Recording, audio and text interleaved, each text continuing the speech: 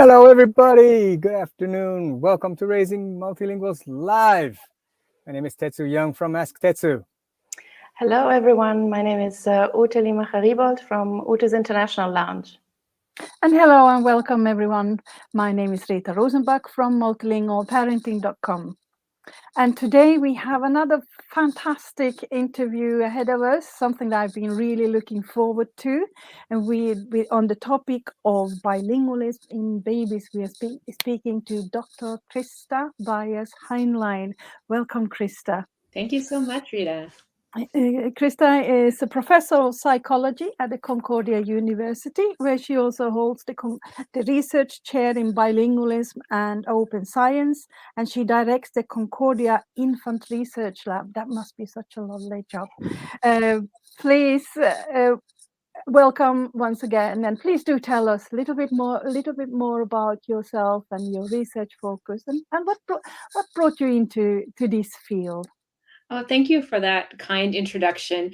I've been interested in language for a long, long time, since I was a kid. And, when I first started thinking about language and where language comes from, and just kind of the miracle of babies learning their language. How do they figure out their language from the beginning? How do they know? I grew up in a house where English was spoken, only English, but I started learning French in French immersion when I was 9. And so I clearly remember that process of learning that second language and kind of suddenly realizing a few months in, like, hey, I can understand French. I can say some things. And then became interested in bilingualism and ultimately thinking about babies and wow, it's hard enough for adults to acquire a new language. Well, how would babies do this, if they're exposed to two languages at the same time? So that was really where this interest came from. And, now knowing more about language acquisition and bilingual babies, in some ways we could say that it's actually even easier for babies to do this, to acquire new languages, even if there are more than one, than from adults. So I've been studying this for many, many years. And in our lab at the Concordia Infant Research Lab here in Montreal, we have a wonderful place to interact with babies and families from all sorts of multilingual backgrounds. So in Montreal, we have a lot of French and English, but we have many other languages that are spoken as well. So we're really excited to be able to learn from those families, what they do, and to try to figure out how their babies are learning these languages. Fantastic. And what are your focus? What is it that you feel that is closest to your heart in your research? Yeah, so we have a few driving questions. One question that I've always been interested in is, how do these babies keep these languages apart? So no one tells them, oh, you're going to be learning one language, you're going to be learning two languages, you're going to be learning three languages. They just hear language in their environments. And sometimes it's different people speaking different languages, and sometimes it's not. It could be any kind of situation for them. And so how do they figure out how many languages there are, and how do they kind of keep them apart? So we can talk more about this, but some people, are concerned that babies are going to be confused and they're not going to figure it out. But in fact, we never really meet adults who are confused about their language, right? We don't go around seeing people like, oh, I have no idea when, if I'm speaking Spanish or I'm speaking English or I'm speaking Mandarin. And I think it's the same for babies. They have ways to tell their languages apart, to separate them, and start to build these different language systems. And I would call them separable language systems. So in the sense that they can learn to use them separately. They don't always. We do hear kids mixing their languages and pulling from different languages, but ultimately we know that adults can use one language if they choose, can use another, if they are in a moment to do so. And I think the same is true of babies. We're trying to figure out, how exactly they do that. So what they're paying attention to, what is this process like? So that's really one question that drives a lot of our research. Fantastic. And you already mentioned it. Many people do still unfortunately believe that babies can get confused if they hear more than one language. And can you shed a little bit of light? I know you're still researching it, but can you shed some light on what do you think the main factors are for babies to keep their languages separate, or how they are separable for them? So we actually don't find any evidence that babies are confused when they're exposed to multiple languages. And what we think that they're doing is actually paying attention to those differences that are inherent to different languages. So, each language sounds different from another language, just the sounds of a language. So we could think about the particular, sounds. So English has B's and P's, but also a H sound, and French has an U sound that doesn't, isn't in English. And so we have these sounds that are different in different languages. We also have rhythms that are different in different languages. So languages like English and German have one kind of rhythm. Languages like French and Spanish have another kind of rhythm.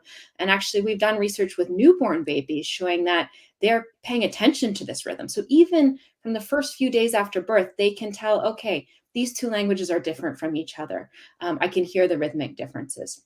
And that's whether they're, going to be exposed to one or two languages. So I think they're paying attention to those sounds of the language, and these are giving them clues that there are different systems that they're going to acquire, or even things like which words tend to go together. So English, if I'm speaking English, there'll be one English word after another, and then at some point maybe I'll switch to French, and then there's one French word after another.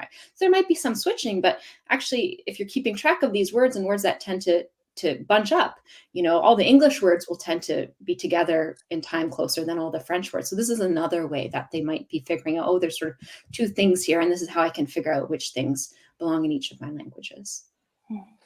And that's just fascinating. How do you know that from the babies that you're researching? It's not like you can ask them. So how I would like to kind of put this myth for once and for all away, and the kind of the way you have found that out. So can you please tell us a little bit more about, not too technical details, but some specific? Absolutely. I mean, as parents, and I have a daughter myself who is bilingual, and she's 6, and we look at these babies, and how do we know what they're thinking? How can researchers even figure that out? And so over the years, infant researchers have designed really neat techniques to figure out what babies are thinking and what they can do. So for example, I did a study with newborn babies. So this is what I'm talking about when I know that they can hear the difference between different languages. So in this particular study, we were testing if they could hear the difference between English and Tagalog, which is the language from the Philippines. And so this was in Vancouver. So we actually had a lot of babies born to mothers who spoke those languages during their pregnancy. That's why we chose those two languages. And we're interested in comparing those babies to babies born to mothers who just spoke English. So we're talking about even sort of prenatal bilingualism, what's happening in the womb. And so to test if the babies could tell the difference, okay, well, what can a newborn baby do? Well, they can't respond to a survey, they can't press a button, they can't talk to you. But I like to tell the joke that newborn babies really suck because they can suck really well, right? So what we taught them, we gave them a little pacifier that was attached to a computer that would actually measure their sucking.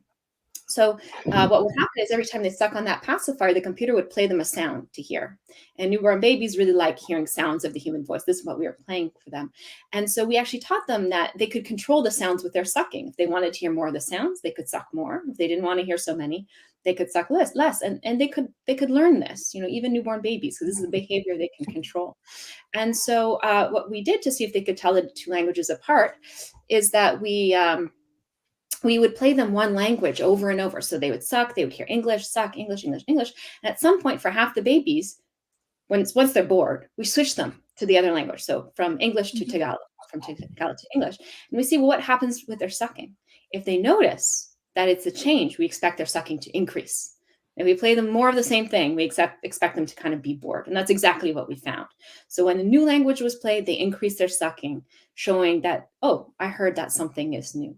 And so what we found in that study was that both the bilingual babies who'd been prenatally exposed to two languages and the monolingual babies who only heard that one language, they both could tell the difference between those two languages. But in another study where we kind of alternated, like played them English sometimes, Tagalog, and switched back and forth to see which one was there one that they would like more? Was there one that they would suck more to hear? We found that the English learning babies, they sucked more to hear English. So they're like, oh, this is my language. Yeah, I want to hear more of this. The bilingual babies really like both languages. So they seem to know, okay, both of these are my languages. I should pay attention to these. So this is just one of the ways that we understand what young babies do. And of course, sucking works well for newborn babies. We have other techniques for older babies, which rely on their looking pattern. So how do they look and respond with their eyes to different things that we show them and play for them. I was wondering when we were talking about how babies separate the languages. like if somebody has an accident, they hurt the, what was it, the Wernicke area or the Wernicke. Broca area, they can talk, but they speak nonsense kind of thing. Does that, so is there like an area in the brain that controls the separation of the languages? You know, like, for example, I have an accident and suddenly I mix all my 5 languages together. Yeah, Does that, so yeah, that's a good question. So when we're talking about sort of language separation, there's sort of 2 different things that we could think about. So for a baby, before they're going to talk, we're really talking about how they're representing those languages in their mind. So kind of, we don't think that there's, one spot for English and one spot for French. That's not how it works. But nonetheless, the mind has ways of telling things apart and sort of separating them, even if they're physically located in the same area of the brain. So that's sort of one part of it. Another part of it is, okay, well, once you start speaking, and especially adults, you do have to select that right language to use. So you have all the knowledge of all your languages. How do you make sure that, okay, I'm using words from one of my languages or the grammar from one of my languages, but maybe I don't want to use the other language. I'm just going to use one of them. And so those are the frontal parts of the brain that actually control your behavior. And it controls not only language behavior, but all sorts of behaviors. It controls you from not eating the whole piece of chocolate cake. It controls you from, biting your tongue to when your in-laws are around or what have you. So mine's not working too well. No, mine neither. There is that front piece of the brain, those frontal areas, prefrontal cortex, that does control language, and it's going to be important for language production. But it's another thing to think about, okay, what's inside the brain, and is it represented? Of course, you have to represent those 2 languages separately to be able to speak them separately. That's kind of the first step. Fascinating. It's very fascinating. And then, so you have both monolingual and bilingual children in your lab, or babies. And so how do they learn their languages differently? How is the language development different for a monolingual versus a bilingual child or a trilingual? This is a great question. So the way we think about it is that, all babies are born with the same capacities. They don't know how many languages they're going to be learning, and they have to be prepared for whatever's going to come their way. So all of the babies are applying these same sort of skills to whatever their language learning problem is. So we know they have skills to figure out, okay, which sounds are in my language and which sounds are not in my language. And this is sort of something that's happening over the first year of life, that if there's particular sounds in the language, they're going to be good at hearing those. And by 12 months, if sounds are not in their language, they're kind of going to ignore those. Well, what about bilingual babies? Well, they have more sounds to learn in total. So we actually think that they remain a little bit more open to these different sounds while they're sort of figuring out, okay, these ones are in my various languages, these are not. Or when it comes to learning words, we think, again, it's that same thing you need to do to learn words. So if you're learning words for objects, you have to associate those sounds with that object. You have to figure out what goes with which. Well, for bilingual babies, they kind of have to do this for each of their languages. So I have to learn a French word for this object. I have to learn an English word for this object. So again, that's the same process, but bilingual, multilingual babies have sort of more to do in the same amount of time. So this is sort of where the myth that multilingual babies are behind comes from. That what we think is happening is that they're learning at the same rate or even a faster rate than babies who are learning a single language, but they do have more to learn, right? So if you're looking at what they've learned in just one language, you might think, oh, this baby is behind. This bilingual baby is behind a monolingual baby. If you learn what they've learned across all of their languages, they've learned, maybe even so much more than those babies. So again, they're applying those same skills. They're going through the same process, but they're doing it with multiple languages instead of just one language. Yeah, I really like the thought of when you said that probably they're doing it more efficiently, because it's not like it takes a bilingual child twice as long to learn 2 languages as a monolingual child learns. Not to mention 3 children who are learning 3 or 4 languages at the same time. But at the same time, we can't expect them to go twice as fast or 3 times as fast as 4 times as fast. No. That's just unrealistic. And there are, some limits, even just to the hours we have available during the day. There's only so many hours we have to listen to our languages or speak our languages. And so that is a limitation, but that doesn't mean that the capacity isn't there. Yeah. That capacity to learn multiple languages is definitely there.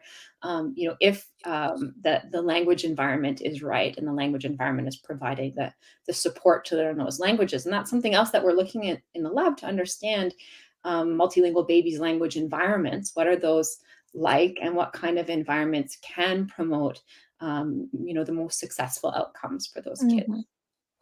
And also, I think this is something that comes up quite often, that there is a monolingual standard that has been used, and that all children, independent of how many languages they speak, they are measured to the monolingual standard. So we are comparing apples and pears, so to say. So are we getting closer to having a bilingual standard? Yeah. Do you see what I mean? So in research, so we could kind of stop this comparing the wrong things with each other. Absolutely. I think this is really important, that this monolingual standard has often been used to identify kids who may be experiencing a true language delay or might have a language disorder, for example. And we do know that kids from all language backgrounds can have language disorders and language delays, and it's at the same rate. So there will be monolingual kids that have these difficulties. There will be bilingual and trilingual kids that have these difficulties, but it doesn't mean that it's the multilingualism causing these difficulties. They would have it anyway. And so the important thing that we're working on is, okay, how can we identify when it is a true problem that really needs intervention, and there can be kids in that case, and how do we identify when, no, this is just the normal path of multilingual development for this kid. They're on their normal path, and we don't need to intervene. They're developing, just as well as they should. So we are getting closer to understanding that. So some researchers are working on sort of specific markers of language difficulties that wouldn't have to do with, say, the number of words that children can say in one certain language. Because we know, for example, if we measure vocabulary in just one of a multilingual's language, you're going to miss out on all the other words that they know in their other languages. And so this is just not going to be a good way to figure out, okay, are they learning words at a rate that we would expect? So in my lab, we're doing some large scale work to collect, and my lab's not the only one, but to collect large data sets. So to find out from many bilingual kids, okay, what is that development across all these bilinguals, and what are the factors that are affecting it? And so with this, we can have more of an understanding of the typical range of bi and multilingual development to help identify kids that are really falling outside of that range, and who we should be concerned about. Mm-hmm. So if I understand you well, talking about, yes, being behind, not being behind, and having this milestones, or being able to produce a certain amount of words within a certain amount of time, should actually be pushed aside and not taken as one of the main indicators of a child having some kind of problems in the language development. Am I right? So Yeah, this would be maybe the next steps to take. Yeah. So what we're trying to understand. So far the research suggests that no matter what language you're learning, kids will say their first word within a similar time frame. Now we know even amongst multilinguals that's highly variable. Kids say their first word at 9 months. Kids say their first word at 15 months. It's like their first steps.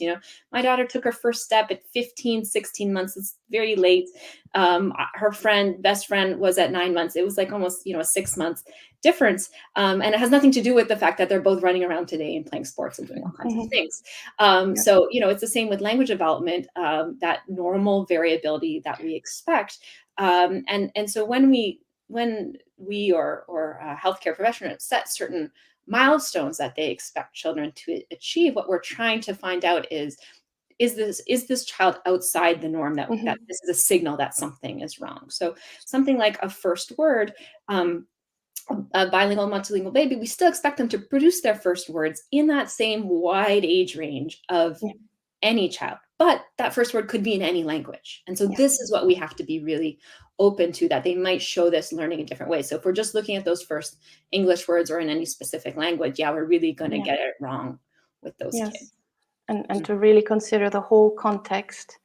I mean, it is very much encouraging that there is research about it, and there's plenty of research about this, thanks to you and researchers like you.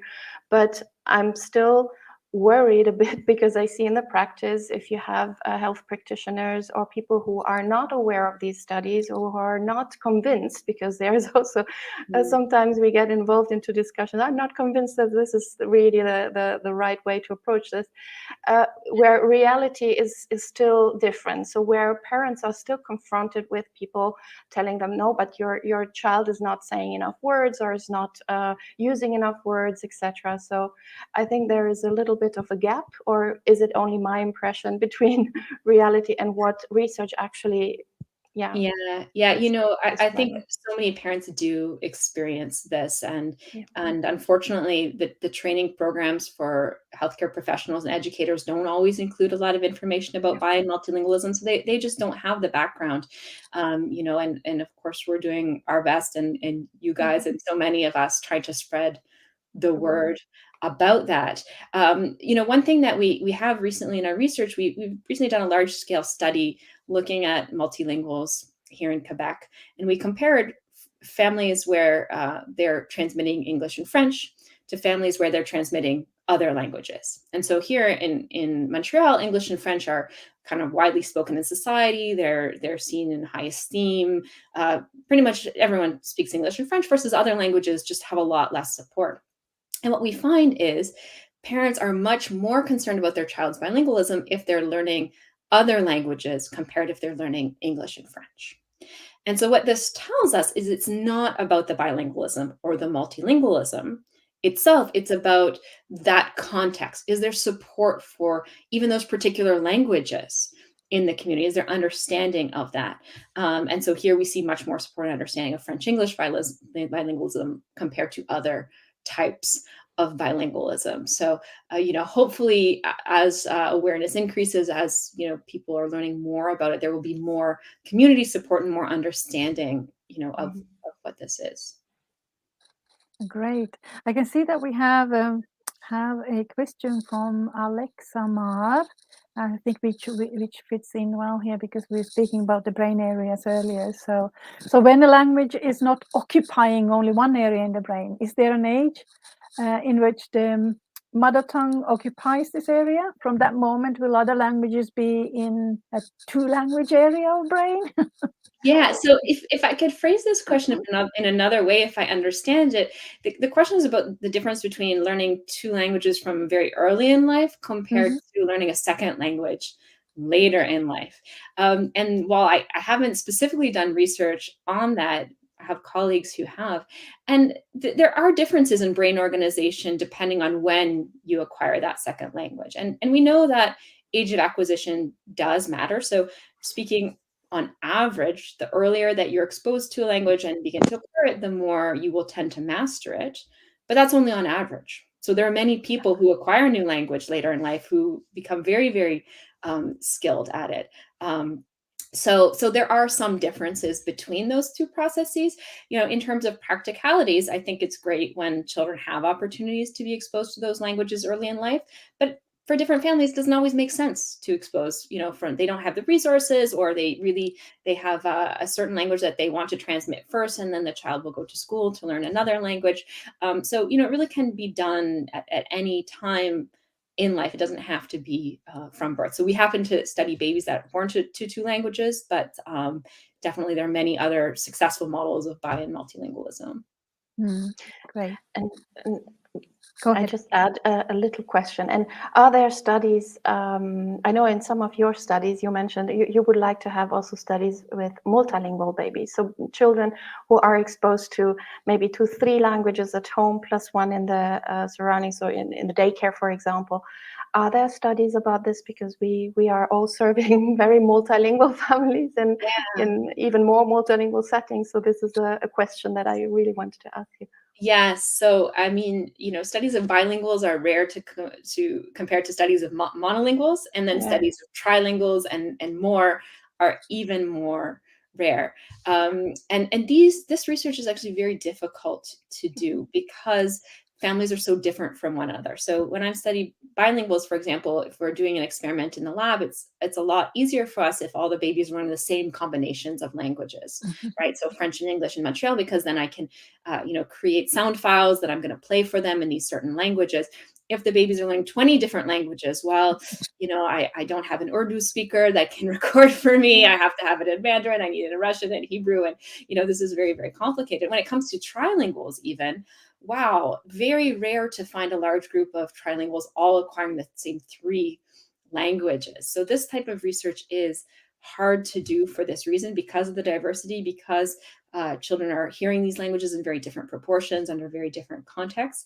But we are trying to tackle this in my lab, and with a researcher in my lab, we started a new project we've just launched looking at trilingual families in Montreal to understand sort of what are the configurations, how are they transmitting those languages, which ones are they using at home, which ones come outside the home. And we're trying to measure, as a starting place, just the vocabulary words that the children say in all 3 of their languages, to understand how those words are divided, what that total vocabulary size looks like. So we're excited. We've just started interviewing the first families. From that Fantastic. perspective, I think you must come back and tell us more about that research when you have finished. It sounds really fascinating. Indeed. And I always think that here in Montreal area, we have a very special environment where we have lots of truly bilingual people, and we can put that English and French as like a control, and then vary the third parameter or the third language and sort of compare there. I think it's a very unique environment for that. Absolutely. And we do have one study we've published which took exactly that approach that you mentioned. It was sort of a small pilot study with 20 families, but we had some measures of vocabulary size only in English and French, not in that third language. That's what we're trying to get now, is that third language. It's harder. But we compared bilinguals' English-French vocabulary to trilinguals' English-French vocabulary. And what we found is maybe what you would expect is that the trilinguals, they were, you know, English and French were 2 out of their 3 languages, and they knew about 2/3 of the number of words that the French English bilinguals knew, because we weren't measuring their third vocabulary. So that third language gives that extra third of their vocabulary. So it seemed to be consistent with the idea that their vocabulary is a little bit split based on their experience with those languages. And if you're learning 3 languages, then you know, you will know fewer words in each language, but a similar total number of words. And these are sort of toddler age, sort of 1 and 2-year-olds that we're looking at. So we're going to see if that holds when we actually do measure that third language. Yeah, very interesting. In more families. You touched on this briefly earlier, but are there specific aspects of language input that is how parents use their languages with their babies and children? How they affect how well small children pick up the language?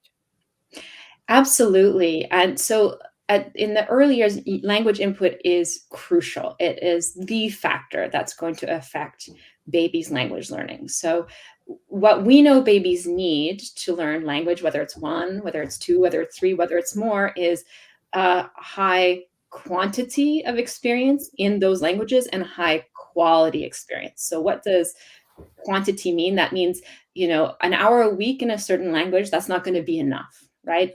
Babies sleep about 12 hours per day. That means they're awake 84 hours per week, you know, and so it has to be a substantial number of hours. Now, we don't know the particular number of hours. We haven't been able to truly determine that. But if you think out of these 84 hours, wouldn't it be good to have at least 15 or 20 or more hours in each of those languages? So I think that's the first thing that families need to do, is take a real audit of their child's language situation to really honestly say, how much is my child hearing each of these languages I want them to hear?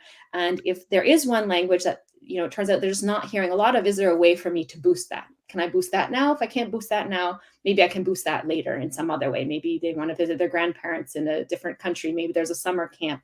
Maybe there's a school they can go to or a daycare. So how am I going to get enough quantity in these languages? And when it comes to quality, it's really about real interactions with real people, right? So we know young babies are not going to learn from watching TV or YouTube. They're not going to learn from a live person just reading out lists of words. They're going to learn from playing together, from being at the grocery store, talking about broccoli, whatever it is, but real interactions. And so that's high quality. Now, when it comes to quality, some people could ask, well, does it matter if I'm a native speaker of that language? Is that important? And I don't think that's the factor that matters the most. What matters is your comfort level in that language, that you feel proficient, that you feel like you can interact with a baby in that language. We also know that people speak to babies and young children in a special way. So there's this, you could call it baby talk, we call it infant directed speech. So that's that high pitched, happy kind of way that you talk to your baby about different things. And so this is actually really good for babies' language development. We know this helps them learn their language. They pay attention to that. It helps to kind of pick out important things in the environment and show what to pay attention to. Not everyone feels comfortable doing that in all languages. So the more you feel comfortable doing that in a language, the better you're going to be able to transmit that language. Yeah, that's how my wife talks to me. So good. She might be helping with the language. I don't know. But if we come back to Quebec being a special place, we do have a little question from Victoria. Victoria asked, just like Quebec is special for bilinguals, is there data that points towards other unique places in the world where there are lots of trilinguals or bilinguals? I actually thought about this a lot too. Is there somewhere that has like at least two languages that's very, I mean, I wouldn't say Quebec. I would say like Montreal area, which is very bilingual, or Ottawa, which is very, very bilingual. I'd love to hear from the people who are listening, because some of them might be in those places, so they could tell us about that. But Montreal is unique. It really has one of the highest proportion of trilingual adults in the world, because you have English and French, and there's a high level of immigration here, which brings a lot of language diversity and speaking a third language. But other places that have this language diversity that we don't always think about. In India, you have many different local languages. You have Hindi, which is often spoken throughout the country, but English is widely spoken. So there are many trilinguals in parts of India. China, we have Mandarin as being a national language, but many other more local varieties of Chinese are also spoken. So these are some things that come to mind as well. But again, if listeners know of some places, I'd love to hear about that. I think Indonesia as well, right? You have the Indonesia, Javanese, and English. Yeah. And, Malaysia, Singapore.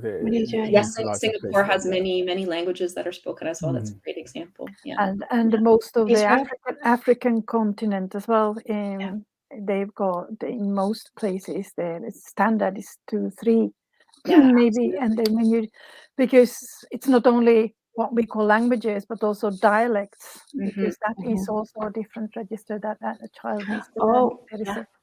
So.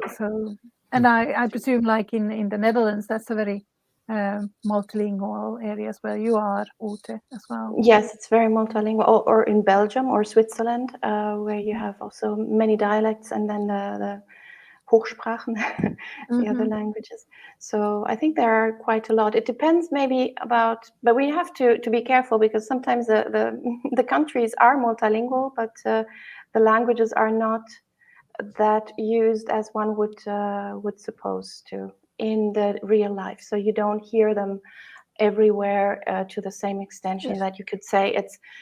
Again, we are talking about balanced bilingualism in the society, or multilingualism in the society, which is a myth, because it's not really happening unless there are some towns in Switzerland where they are really bilingual, but Grosjean has also talked about them in his studies. Yeah. All right. Do you guys want to maybe take a... Can I just quickly mention, because you mentioned Grosjean, so I want to mention this book, which Krista has written together with Professor Grosjean. So the listening bilingual, speech perception, comprehension, and bilingualism. It's very fascinating. If you are at all specifically interested in that, it's a really great book too. Yeah, it's one of the rare books that fully covers both early bi and multilingualism as in children and babies, as well as adults. So Yes. all of that is covered in the book. And I would like to quote or to mention what Achim Traut, hi Achim, says about how half of the children in my son's kindergarten are trilingual, usually English and some third language. That's near Zurich in Switzerland, a town where I've lived as well. Thank you, Achim, for sharing this. Exactly. Yeah. I have maybe a bit of silly question, but it was about the infant-directed speech. You were saying that in some languages, and I know that when I talk about this with parents, some say I would never do that, and others say, yeah, I do it all the time. In your research, have you seen there differences among the languages, among how not only how parents work with this kind of infant-directed speech, if they even use it, and also how children then react to this? I mean, Yes. So I can speak about this.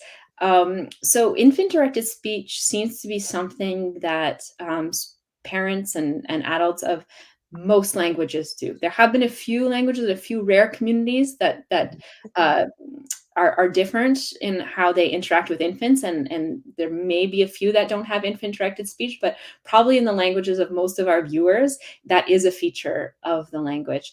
But the nature of infant-directed speech can be a little bit different across different languages and communities. So, for example, North American English is known to have a very exaggerated infant-directed speech, even compared to speakers of other varieties of English.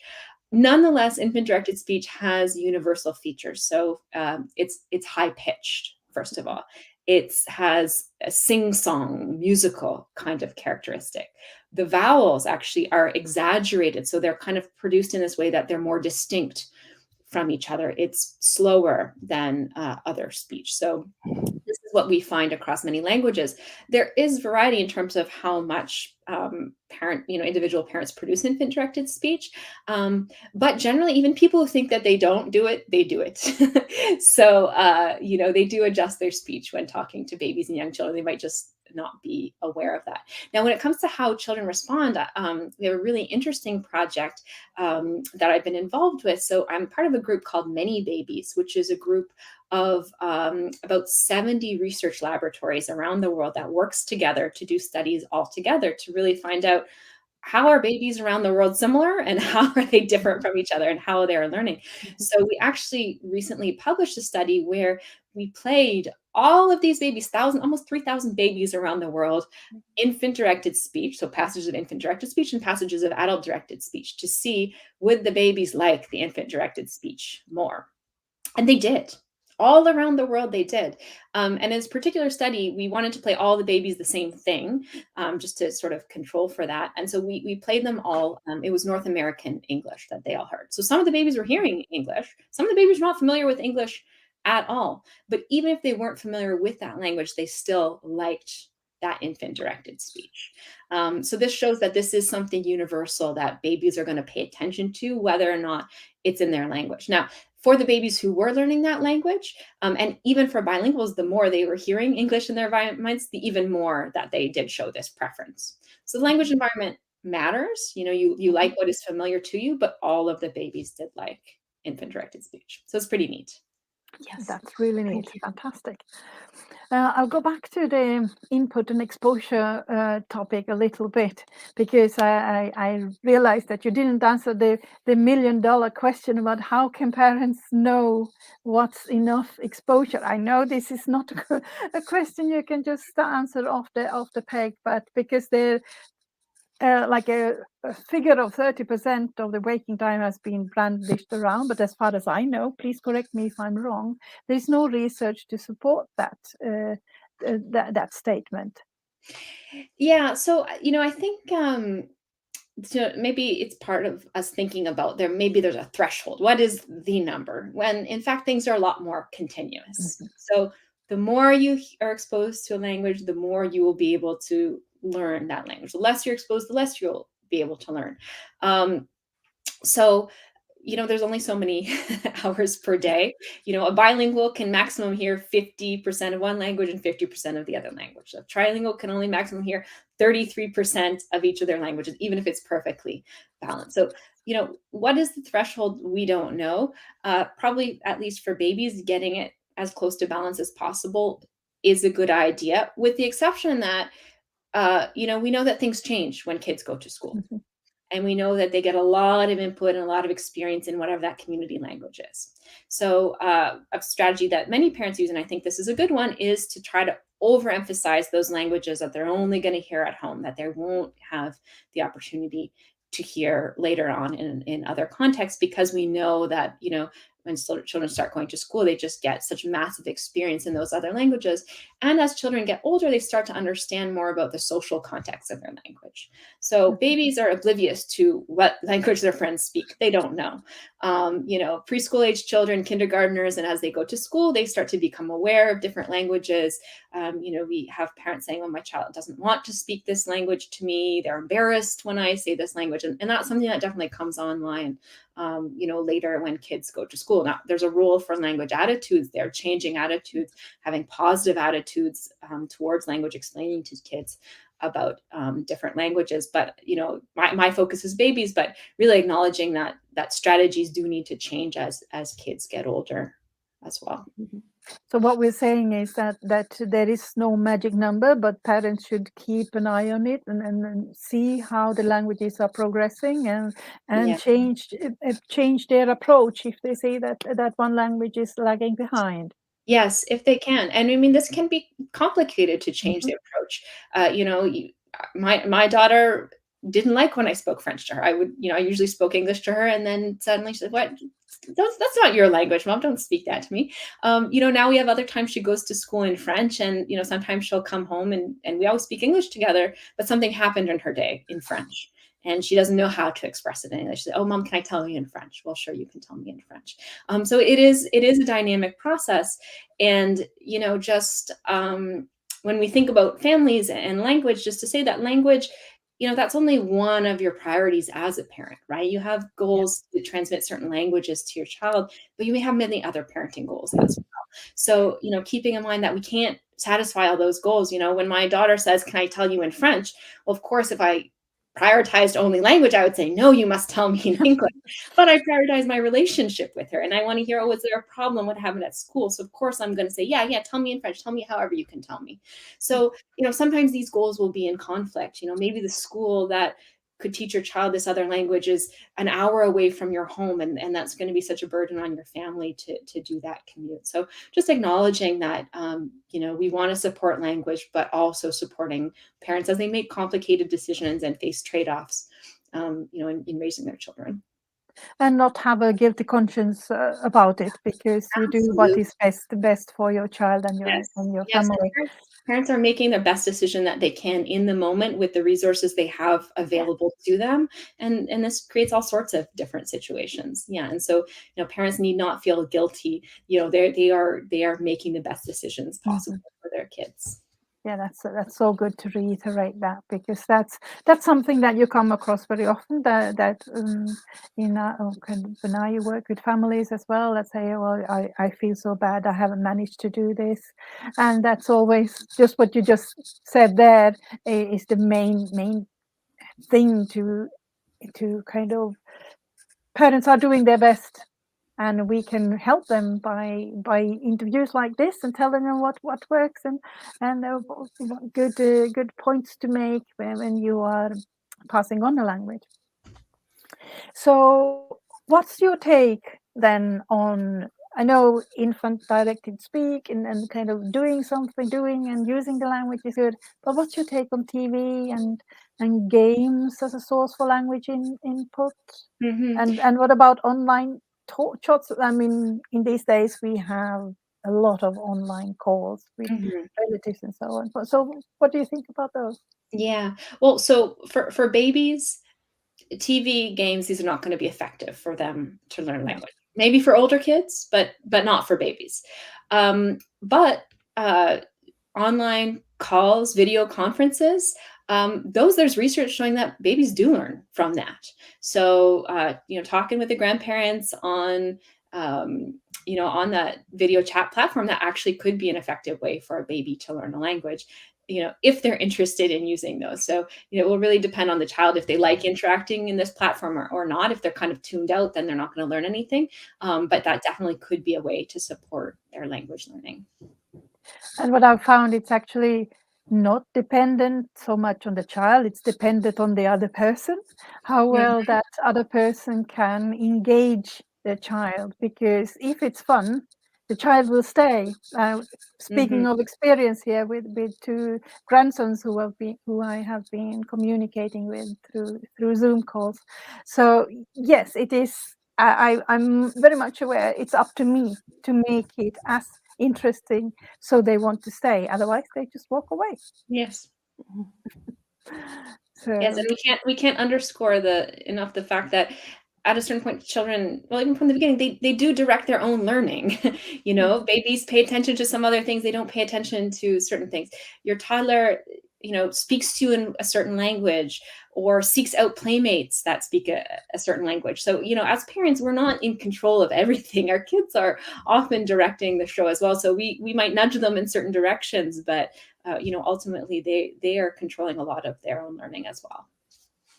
Absolutely. All right. You want to maybe take a little breather as I sort of send out a little shout out to everybody who's watching our show on YouTube, Facebook, and Twitter. So thank you very much for tuning in. Our chat box or our comment section is filling up quite dramatically. It really goes to show how interesting the information coming from Krista is helping everybody out. And so I'm going through kind of very quickly. We've got lots of things, greetings from various areas, and we've got questions. We've got greetings from Bolivia. So thank you, Krista. And I come down to a question that sort of fits into, I think, a discussion that we had a little bit earlier. So Xiaowei says, I try to speak Chinese with my baby as much as possible ever since he was born. But somehow he chose to start from English and Turkish. I'm not sure why Turkish. Perhaps they live in Turkey. I figure it might be because Chinese is harder to speak. This last part is what I want to focus on, because one of questions that we also had is whether the language distance, how different languages are, leads parents to use different approaches to learn, to get their kids to acquire more than one language. So it kind of comes together. These various comments and questions come into how should parents approach a pair or more than a pair of languages if they are close, English, French, or French and Spanish, or Spanish, Portuguese, or if there's far like Chinese or Arabic or Russian paired with English. Is that very different? Is the approach? Yeah. So if I can start off to say, what we know is that babies can learn any language pair. There is no language pair that is unlearnable. So parents needn't despair. This is too hard. This is not the case. Now, it's another question whether some pairs are easier to learn or harder. And you can kind of think of it both ways. So you could think on the one hand, if languages are really close together, and I think a lot about Barcelona, where they speak Spanish and Catalan, and these are very close languages. Oh, maybe it's going to be really hard to pull those apart for babies to figure out which one's which. On the other hand, you can think, oh, wow, these languages are so similar. Maybe babies can transfer their knowledge from one language to the other. It's going to help them if the languages are similar. So there's actually been a lot of research that's come out very, very recently to actually address this question in babies. And so what it does look like is that is sort of the second thing I said, that if the languages are closer together, babies might be able to transfer a little bit more across that. So that more than interference. That's what I would say that the verdict is not final yet, but that's the evidence that we're seeing. And so one way this might happen, for example, we have a study we're wrapping up now, which is looking at what's called cognate words. So these are words that are similar across the two languages, usually because the languages share some kind of history. So for example, English banana and French banane, these sound very, very similar. They're not identical. And so languages that are related to each other tend to have more cognates than more distant languages. Sometimes they have a few borrowings, but not too much. And so we specifically in this study looked at French-English bilinguals learning of cognate words, these similar sounding word pairs, versus ones that are not similar. So for example, in French, apple is pomme, nothing to do with apple, completely different words.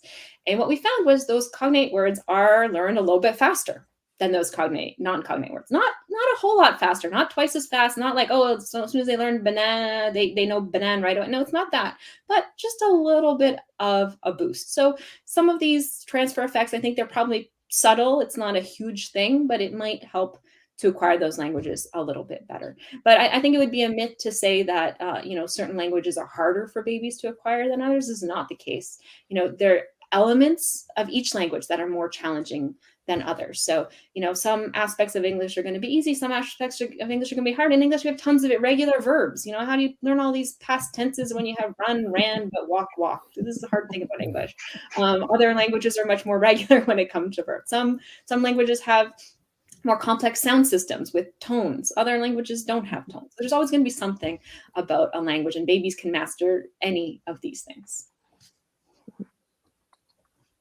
Great, Fantastic. thank you. You take some more of the questions? I was going to say, Uta and Rita, have you been going through some of these questions? Yes, there are some. Talking about the resources or what to use, there is one comment by Anna Toiga, I think.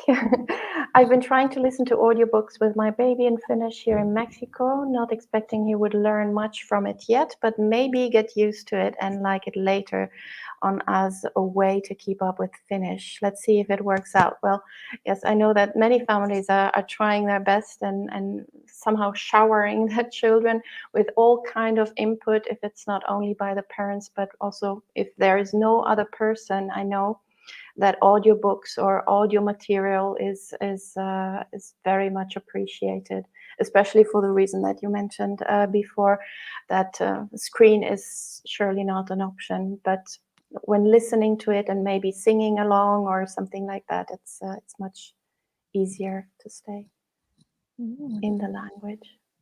Then we have Tetsu, help me. There are several questions. We have from Anda Erika, which is interesting, growing up in a four-language environment, with Romanian, Slovak, English, and Dutch. And Anda Erika's 14-month-old is starting saying words, but she has no idea what she's saying. So the question is, how do I differentiate between her babbling? She understands Romanian and English, but I don't know in what language she's speaking, in quotation marks.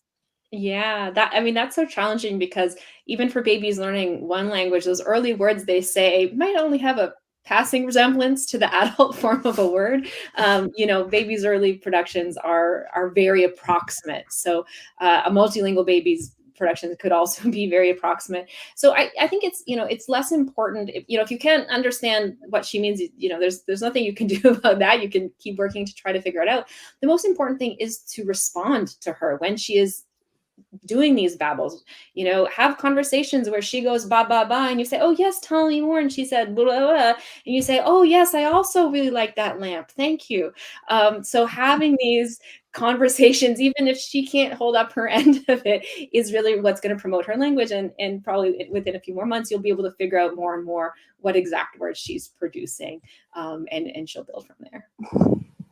So what you're saying is the parents don't need to be concerned that they don't know which language it is, but just keep on speaking and pretend you understand and lead long conversations. Yes, absolutely. Yes, providing, that's the nature of the quality language environment, is this interaction at whatever level the child is at, meeting them where they are, and and they will progress from there. Can I share a little anecdote with a colleague of mine in Switzerland? And she came from Italy, and she was concerned that her little child son was not speaking yet. And we were invited for dinner, and my husband sat down with him and he talked with him. He was saying monosyllables. He was very young still, But then my friend said, "What? How are you understanding what he's saying? He's speaking Swiss German." So the mom just didn't know that the son was speaking Swiss German at that point. But she thought it were just some sounds and they didn't make sense for her. But sometimes when our children are maybe in a daycare that is not in our language or that we barely speak, and she just moved to Switzerland, so she didn't know the language yet. So these are some fun moments as well in some families. Wonderful, thank you. So do we have any more comments? How about we take one last one here from Alexa? Okay. You actually touched on this a little earlier. Would you recommend giving input in non-native language? You mentioned this earlier, that relationship, the trust that you build with your child goes further than the actual fluency that you have as parent. But I go on here, it says, I mean, parents who are not native speakers for English, for example, can it be phonetically useful for the baby? That's where I thought that was interesting. Phonetically useful. I'm not sure what exactly it means, but I'm thinking if the baby's already experienced this sound, will it be something that the baby can keep for later in life to decipher this sound rather than lose the sensitivity to this sound? Yeah, I mean, I think, or another way that I take this question is like, oh, what if I have an accent in my non-native language? You know, is that going to be useful for the baby? Are they going to learn accented speech? So, you know, I would say that if you're non-native in a language, but you're fluent, you feel confident in it, sure, go for it. Even if you're accented, you know, the most important thing, again, is that interaction in any language. So, you know, if you have it in your mind, oh, I really have to transmit this language, but I'm going to feel you know, held back, I'm not going to be as interactive, then no, maybe stick to a language that you are comfortable in. When it comes to accents, you know, if there are other speakers of that language around, the baby is going to figure out that more predominant accent. So, you know, if you think here, you know, we speak English with a Canadian accent, if there's, you know, say British parents raising a child, yeah, maybe when they're very young, that child will have that accent, but eventually they will probably pick up that community accent. And it's the same thing for non-native speech. So, you know, babies will sort this out. Yeah. Well, I like to think that, you know, my children, they don't have any or very little input in English from humans, but they watch a lot of TV and YouTube, all in English. And they seem to have picked up the right accent from there, while their human input usually has some sort of a Quebecer accent to the English. So I think that perhaps other inputs, even if it's TV. Yeah, for older children, definitely. Again, younger children are probably not going to be able to learn from TV. Indeed. All right. So we are getting to the top of the hour. Holy moly. I just looked at the clock. Gosh, it's an hour has gone. It's same thing happened again. We could continue for another hour easily about this topic, because it is so interesting. And so thank you for everyone for the questions. Ute, Tetsu, do you have anything else you wanted to? I'm sure you have, but please make it a quick one if you do. No. I just want to say thank you too. Yeah, thank you, Krista, so much. It was so interesting, so useful, so engaging. Engaging, yes. Thank you. Thank you guys so much, and what a great audience as well. Fantastic questions. That's absolutely right. So shout out again to everybody. Thank you for your time. Thank you for your time to Krista, and thank you for your time to all our viewers on Facebook, YouTube, and Twitter. It's been another hot and debated session where we've got lots of discussion going. The next session will actually be in the third week of February. We're going to take a little break on the 1st of February. It'll be the 15th of February will be the next session, and we will announce that a week before as usual. So thank you so much for tuning in. It will be on the 15th of February for the next session. Thank you so much. Thank you, Krista. Thank you very much. Thank you. Goodbye. All right. Goodbye, everybody. Bye. Ivan. Nähdään. Alla prossima. Helmikuussa. Alla prochaine. Alla prochaine.